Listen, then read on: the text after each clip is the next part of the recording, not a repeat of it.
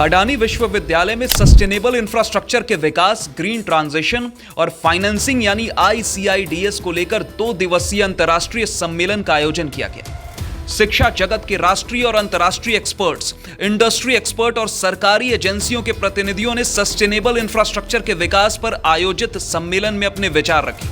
सम्मेलन का लक्ष्य भारत और दुनिया भर के शोधकर्ताओं और शिक्षाविदों को एक मंच पर साथ लाना था, जहां आर्थिक विकास, पर्यावरण संबंधी चुनौतियों और सामाजिक समानता के संबंध में विस्तार से चर्चा की गई। चर्चा के दौरान पूरी दुनिया में सस्टेनेबल इंफ्रास्ट्रक्चर के 2030 तक विकास पर जोर दिया गया। अडानी विश्वविद्यालय के provost professor Ravi P Singh ने पिछले कुछ सालों में इंफ्रास्ट्रक्चर और एनर्जी के सेक्टर में भारत के असाधारण विकास पर जोर दिया। Indian growth story as far as infrastructure development is concerned is pretty amazing as far as last almost 10 years is concerned. You will see that in the last 10 years we have increased metro coverage almost 3 times in Indian cities. We have built more than 100,000 kilometers of national highways in the last 10 years. We have almost doubled the number of airports in India. We have almost doubled the handling capacity of ports, and Adani Group is contributing a lot into that. We have built almost 111 national waterways which have been identified and notified. Electrification of railway lines totaling somewhere around 40,000 kilometers have been completed. And all this makes the multimodal delivery system very easy to implement. Bharat में आज के समय में लगभग 450 gigawatt energy capacity है। Total energy capacity का लगभग 50% non fossil fuel से आता है। भारत का टारगेट 2030 तक 500 गीगावाट एनर्जी कैपेसिटी तक पहुंचने का है। अडानी विश्वविद्यालय एनर्जी इंजीनियरिंग और एनर्जी मैनेजमेंट में 5 साल का इंटीग्रेटेड करिकुलम भी ला रहा है, ताकि भारत के एनर्जी सेक्टर के मिशन में कामयाबी मिल सके। इसके लिए दुनिया भर से छात्रों की भर्ती की जा रही है। इंफ्रास्ट्रक्चर डेवलपमेंट एंड सस्टेनेबिलिटी यानी ICIDS में the royal order of Australia के प्राप्तकर्ता और अडानी विश्वविद्यालय के उपाध्यक्ष प्रोफेसर अरुण शर्मा ने भारत और वैश्विक समुदाय के सामने आने वाली गंभीर चुनौतियों को संबोधित किया। Ravi has already given you the strides that India is making in infrastructure development. He has given you the statistics, but we are just at the beginning of what is required. Bharat has given the global context that the challenges facing India are not India's alone. They are for much of Asia. And the global community has to find solutions that bring different dimensions to it. So what I'm going to tell you about is the perspective on the challenge facing India and how this is an opportunity too. It's very simple. We just have to understand there is no way India can grow its energy and its infrastructure like the West did or even as China did. If India were to do this, forget about 1.5 or 2. We are facing 4 degrees Celsius. So India has the unenviable task of undertaking energy transition and build its infrastructure, and the two are linked, as I will delve into, but do so responsibly. A country of this immense scale has never faced a challenge, and by all accounts, India is beginning to live up to the challenge. And in addressing this challenge is the great opportunity that India has. So, yeah? ठीक है. And so, What we have to talk about is what is this energy transition business? What is this decarbonization business? And what is this infrastructure business? Okay, and how they are all linked. What does it take to decarbonize almost every sector of the economy? And why some of it is different for India? I will talk about it. I will also talk about it. I'll also talk about the fact that the kind of professionals we need for this next phase. What is a sustainability mindset in a professional, and how an institution like the Adani University has a role to play in this?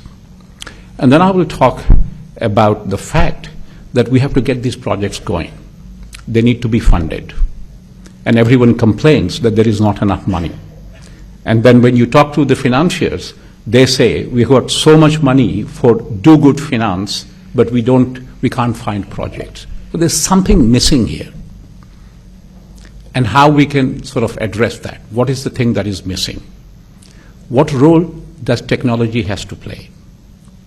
And in doing this, what is India's competitive advantage where it not only can build its infrastructure, undertake the energy transition, but help similar geographies struggling with the same challenge do so, create export opportunity, and by bringing down the cost of equipment that goes into the energy transition and infrastructure, help the West decarbonize. That's the scale of the challenge that we're talking about. So, a very simple fact. India's energy requirements are going to be significant. It has to grow multiple-fold. And I can tell you one thing when I talk to the chairman. Every prediction about electricity demand for India is wrong, wrong, wrong. Okay? We haven't figured out how much electricity we are going to need. And the reason is going to be fairly clear when I talk about decarbonization. And India has to build the infrastructure in a sustainable way if its people have to live or enjoy the quality of life they deserve. And therein lies the challenge. So, what is decarbonization?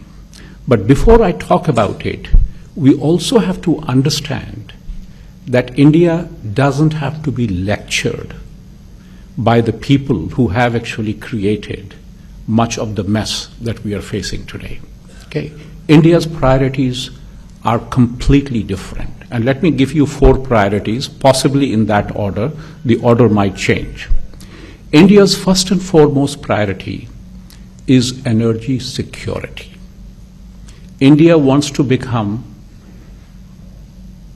free of energy imports by 2047. And why that is important? Because it spends over $200 billion a year in energy imports. It's a debilitating yoke on the Indian economy. Can you imagine that kind of foreign exchange freed up for well-being of people, infrastructure development? That will be a game changer. So energy security is its first priority. The second priority is the air quality in its cities. And that is different from greenhouse emissions. Air quality is a local problem. You're burning a lot of diesel. You are getting farming waste, and you are burning it. You have heavy-duty trucks coming. You're using coal, thermal power to produce electricity in the city itself. They all lead to particulate emission. Whereas greenhouse emission is carbon dioxide or methane, or there are other gases, even water vapor, that have different global warming impact. And that you won't feel it. America claims to have the best air and water in the world, but it doesn't mean that it is not causing global warming. So that's the thing that is important. For India, the air quality in its cities is of far greater immediate importance because it's a public health disaster. And I don't want to quote people, but some people tell me that the life expectancy in Delhi is several years lower because of what's happening there. I was in Delhi yesterday, and I was sort of sneezing. The moment I landed in Ahmedabad, I was feeling better. We all have experienced that. The third priority is decarbonization. How does India decarbonize all sectors of its economy? And the fourth priority, and no one would have dreamt this, India can dare to be a net exporter of green energy for the first time in its history. And this is where green hydrogen and its derivatives come into play. The Research Center for Sustainable Development and Innovation, School of Global Studies, Thammasat university, Thailand से professor Bharat Dhaiya ने भारत और Asia में infrastructure के विकास के लिए सामने दिख रही चुनौतियों और अवसरों के बारे में बात की। The century turned, or you may remember that when the millennium turned, we were thinking that this will be an Asian century. And so there are 5 dimensions based on which an Asian century is possible. The first is aspirational or cultural. Here I would like to quote Tenshin Okakura, a Japanese scholar. He wrote this thing about 121 years ago, that Asia is one, the Himalayan divide, only to accentuate 2 mighty civilizations, the Chinese with its communism of Confucius, remember this is being written in 1903, and the Indian with its individualism of the Vedas. So this is the cultural aspirational dimension of the Asian century. And then we have the developmental. So a couple of years ago, the mission of Viksit Bharat was launched, and we are now in the Amrit Kal moving forward. Third is economic. And the past 10-15 years of ups and downs in economy, including COVID, finally has brought us back to the idea of growth. And it says in the last quote, this is from World Economic Forum, that it is the Asian century looks set forth to return. Then the most important issue of all, which threatens our very lives and livelihoods, the environmental and climate change, and Indian move towards net zero in 2070. And lastly is the historic. In 2011, the Asian Development Bank brought out this book called Asia 2050, Realizing the Asian Century. So here it says that Asia is in truly historic transformation, and by 2050, maybe Asia will have 51% of the global GDP. That is what it used to be. And the incomes of the people living in Asia may multiply by 6 times. And so this is the great fall and rise of the Asian GDP as part of the global GDP. So you can see we hit the very bottom in the late last century, and now it is rising. And this is the real data in terms of purchasing power parity, which shows that the top 4 countries in the world are now the Asian economies. And so the Asian century has a promise of making 3 billion people coming out of poverty. And some people, according to Asian Development Bank, has called this possibility the Asian century. So this is the broader context within which we are working. We should never forget that. The second is, having this kind of vision, mission, and so on, we want to look at some of the challenges, and I'm sure you're very familiar with these. I was working at the World Bank, and they brought out this urban development strategy in year 2000. And they had 4 pillars of development: livability, competitiveness, good governance and management, and bankability. I was given the job of reviewing what the World Bank was doing in terms of the livability pillar, which is the end result of everything what we do. And what we found is that at the time, World Bank defined risk, environmental risk in cities related to only infrastructure and pollution. you can see that there is no risk related to climate change in this figure. So we were given the job of looking at all the projects, and what we found was that the World Bank's work on urban infrastructure and environment was related to 4 different goals. The last goal, which you see in maroon color, preventing and mitigating urban impacts of natural disasters and climate change, wasn't there. So we added and we called this thing our expanded brown agenda. Since then we have come a long way, and I'm sure you know these 5 scenarios on climate change, on average temperature rise by 2100.